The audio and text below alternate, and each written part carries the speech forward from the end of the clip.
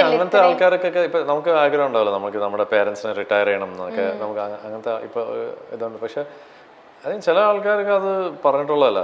ഒന്നാമത് എനിക്ക് അപ്പയുടെ ലെവലിലുള്ള ഒരു ടൈപ്പ് ഒരാളിനെ എന്താണ് റെസ്റ്റ് ചെയ്യിപ്പിക്കാൻ പറ്റൂല. എന്ന് വെച്ചാൽ പുള്ളിക്ക് പറഞ്ഞാൽ ഇതിങ്ങനെ പൊയ്ക്കൊണ്ടിരിക്കുന്നതാണ്. പിന്നെ ഇവൻച്വലി ടൈം, ഏജ്, ഇങ്ങനത്തെ കാര്യങ്ങളൊക്കെ നമ്മൾ എപ്പോഴെങ്കിലും നമ്മുടെ അടുത്ത് പറയും, ഓക്കെ ഇനിയിപ്പോൾ കുറച്ചൊന്ന് റെസ്റ്റ് എടുക്കാന്നൊക്കെ. അല്ലെങ്കിൽ ഇപ്പോഴാണ് ആ ടൈം.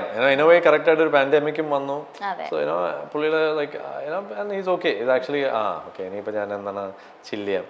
അപ്പോൾ അമ്മ ഇങ്ങനെ പറഞ്ഞാൽ നമ്മൾ നടക്കാൻ പോകുന്നത്. അപ്പോൾ അതൊക്കെ ഭയങ്കര മടിയാണ്. പക്ഷെ അല്ലെങ്കിൽ ഡയറ്റും കാര്യങ്ങളൊക്കെ വളരെ കൺട്രോൾഡ് ആണ്. അപ്പൊ എന്നിട്ട് പിന്നെ ഈ എയർപോർട്ട്സിൽ നടക്കുക, പിന്നെ കച്ചേരിക്ക് 3 മണിക്കൂർ ഇങ്ങനെ ഇരിക്കുക, ഇതൊക്കെയാണ് പുള്ളിയുടെ എക്സസൈസും. അപ്പൊ ഇങ്ങനെ ട്രാവൽ ചെയ്യുമ്പോൾ തന്നെ ഭയങ്കര അങ്ങനത്തെ നടക്കുന്നതൊക്കെ എപ്പോഴും ഉള്ള ഒരു കാര്യമാണ്. But he's like now is like okay അതൊക്കെ കുഴപ്പമില്ല, കുറച്ചൊന്ന് റിലാക്സ് ചെയ്യാന്നൊക്കെ.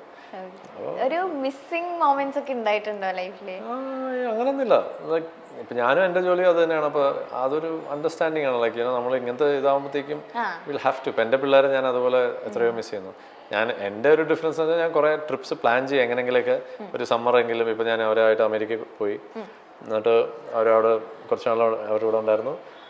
അവിടെ അപ്പയുടെ അമ്മയുടെ അവിടെ വിട്ടു.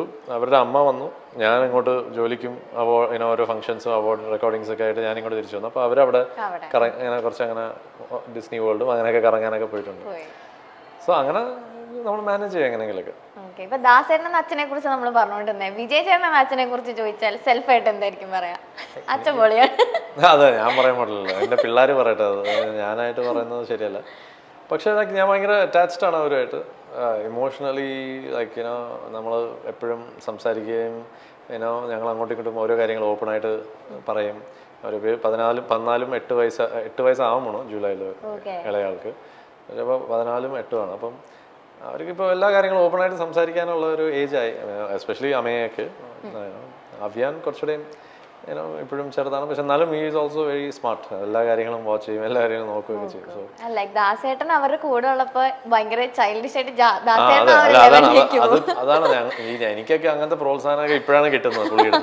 പക്ഷെ അതെന്താ വെച്ചാൽ ഞാൻ പറയാ, നേരെ മരുമക്കൾക്ക് എന്താണ് പ്രോത്സാഹനം ഭയങ്കരമായിട്ട് വാരി കൊടുത്തു, കുഴപ്പമൊന്നുമില്ല. എനിക്കൊക്കെ ഇത് കുറേ നാളെ ഇപ്പൊ വളരെ എന്തെങ്കിലും പാട്ട് ഇറങ്ങി നീ ആ പാട്ട് നന്നായിട്ട് പാടി, അതിനുശേഷം എന്തായാലും അങ്ങനെയൊക്കെ. പക്ഷെ വളരെ റെയറായിട്ട് ശരിക്കും ഇഷ്ടപ്പെട്ടാൽ മാത്രമേ പറയുള്ളൂ.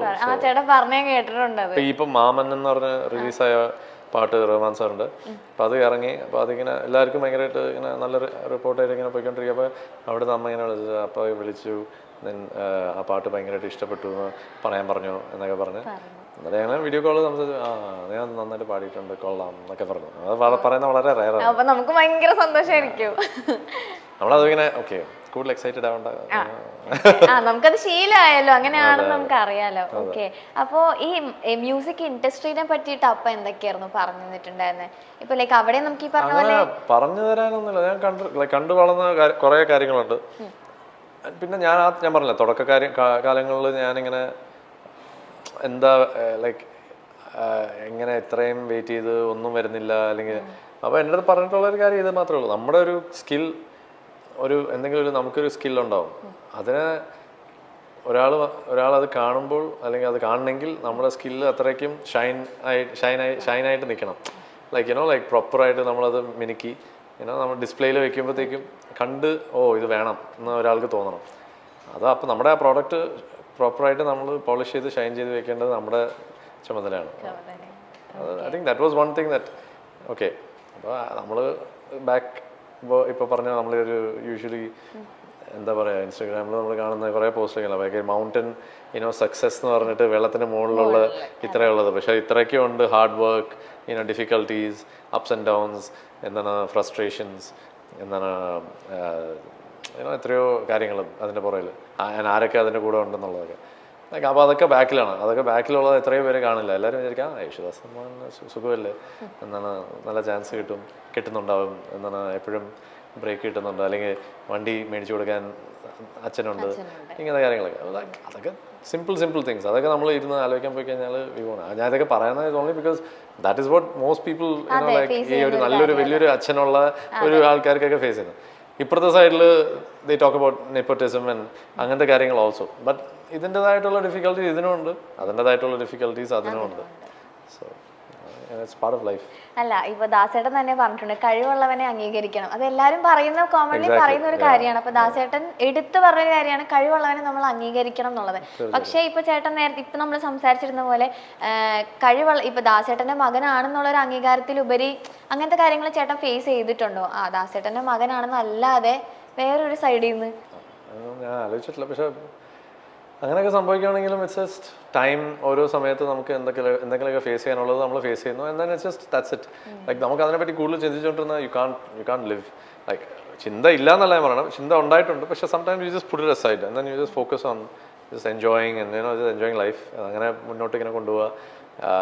Try to be happy, peaceful, അങ്ങനത്തെ കാര്യങ്ങളൊക്കെ. കൂടുതൽ നമ്മൾ അതിലേക്ക് ശരിക്കും നമ്മളെ വിളിക്കാത്തത് നമ്മളുടെ അടുത്ത് ഇഷ്ടമില്ലാത്തതുകൊണ്ടാണ്, അല്ലെങ്കിൽ നമ്മൾക്ക് ചാൻസ് വരാത്ത, ഇങ്ങനെയൊക്കെ ചിന്തിക്കില്ല എന്നല്ല, ചിന്തിച്ചിട്ടുണ്ട്. കുറേ വർഷങ്ങളൊക്കെ അങ്ങനെ ചിന്തിച്ചിട്ടുണ്ട്.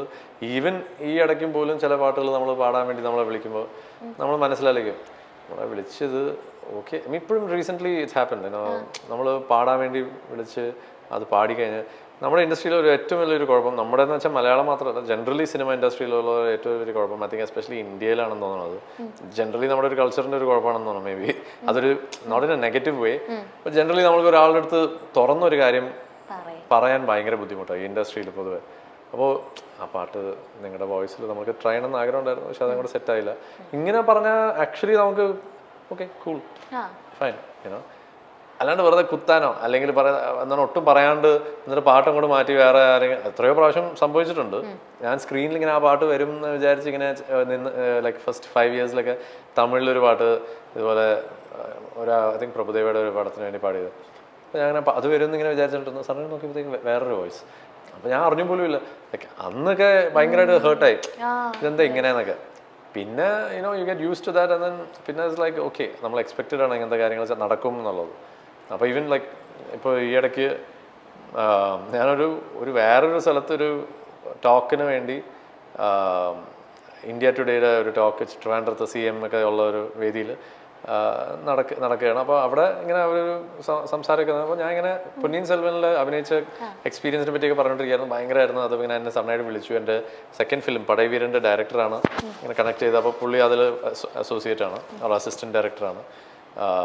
അപ്പോൾ പുള്ളി ഇങ്ങനെ വിളിച്ചിട്ട് പറഞ്ഞു സഡനായിട്ട് വരാൻ പറഞ്ഞു. ഞാൻ രാജമന്ത്രി പോയി, ഗോദാവരി റിവറിലാണ് അവർ ഷൂട്ട് ചെയ്തുകൊണ്ടിരുന്നത്.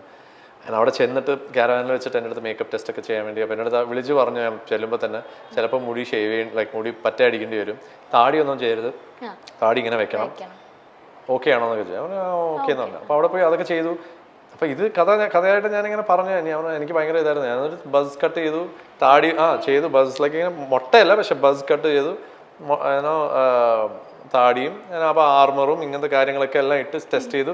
അപ്പോൾ ഓക്കെ എന്ന് പറഞ്ഞാൽ അടുത്ത് രാവിലെ ഷോട്ട് എടുത്തു. ഒരു ഡയലോഗ് ഉണ്ടായിരുന്നു, അതൊക്കെ കുറച്ച് എന്താണ് തെറ്റിച്ചു, എന്താണ് ടെൻഷനായി, കൺഫ്യൂഷനായി ഇതൊക്കെ. പക്ഷെ ഷോട്ട് ചെയ്ത് കഴിഞ്ഞപ്പോഴത്തേക്കും ഇങ്ങനെ സാറിന് ഇഷ്ടപ്പെട്ടു എന്നൊക്കെയാണ് പറഞ്ഞതെന്നൊക്കെ പറഞ്ഞു. അതിന് അടുത്ത വേറെ പിന്നെ സ്കെഡ്യൂളിൽ ഹൈദരാബാദ് പോയി ഫുൾ ഹോഴ്സ് റൈഡിങ്ങും വിക്രം സാറിൻ്റെ കൂടെ കുറേ ഷോട്ട്സും ഇതൊക്കെ കഥയായിട്ട് പറഞ്ഞു കഴിഞ്ഞിട്ട് സഡനായിട്ട് ഇപ്പോൾ ഞാൻ ഇങ്ങനെ കൊച്ചിയിലേക്ക് വന്നപ്പോഴത്തേക്കും എൻ്റെ അടുത്ത് ആരും പറഞ്ഞത് അത് മറ്റേ പൊന്നിയിൻ സെൽവനിൽ അഭിനയിച്ച കാര്യം ഭയങ്കര എന്താണ് വിവാദമായല്ലേ,